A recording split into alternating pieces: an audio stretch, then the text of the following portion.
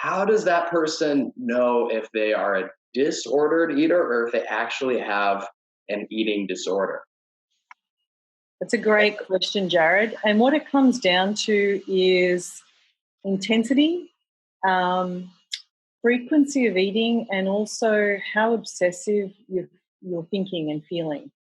So, because the difference between disordered eating and a full-blown eating disorder is really the same group of symptoms, but on a spectrum. So more ramped up is a full-blown eating disorder, less so, less frequency, less volume, less um, sense of feeling distressed about the behaviours is more disordered eating. And honestly, from a population perspective, far more people fall into the disordered eating or kind of a bit obsessive with food than having full-blown eating disorder. But the full-blown eating disorder folks are the people that we tend to hear much more about in the media. Do you have any idea of the percentage of people that are disordered eaters versus full-blown eating disorders?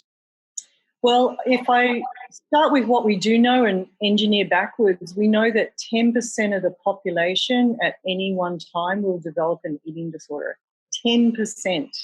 So that's binge eating disorder or bulimia or anorexia or some composition in between, right? So that leaves 90% of people who won't develop a full-blown diagnosable eating disorder.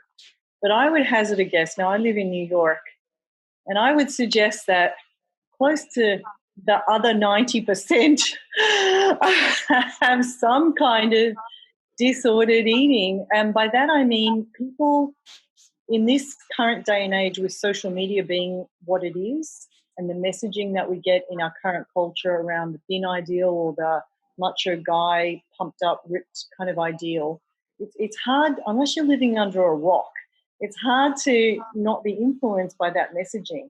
And it's hard to also not be influenced by all this so-called health and wellness messaging around you should be doing this with your food or that with your food or whatever. So I would suggest that most people have played with how they eat and what they're eating or what they're not eating, etc., to some degree. Now, a certain percentage of those will then start to get really obsessive about it, and my God, we see a lot of that. We see a lot of that, I think, through social media. So, for example, I've seen some Instagram stuff where people are taking photos of how they've set up their fridge. And it's like, oh my God, OCD out the window. I feel you. And I do want to talk about social media in just a little bit, but you mentioned three symptoms, we'll say: frequency, amount, and distress. Yeah. Do they always go hand in hand, or do you feel that sometimes people are eating a lot very frequently but aren't distressed about it? That's a great question. If people are eating a lot very frequently and they're not distressed about it, or maybe they're distressed but they're eating a lot but not very frequently, or they're eating frequently and they're distressed but it's not a lot. Do all three symptoms go together? To get it to a place where it starts to get a little bit out of control, I would say yes.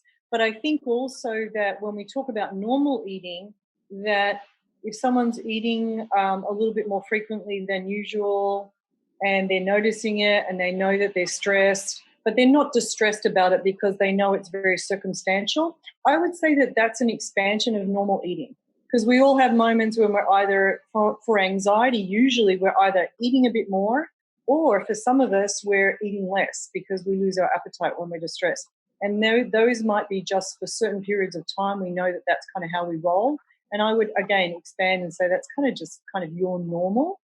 But for people where it's ongoing and there's a lot of distress about it and they don't feel that they can control it, nor do they feel that there's a light at the end of the tunnel, and it's not just due to some short-term thing, such as right now with COVID-19, right? So I would suggest that those are the people where it's much more into a disordered realm.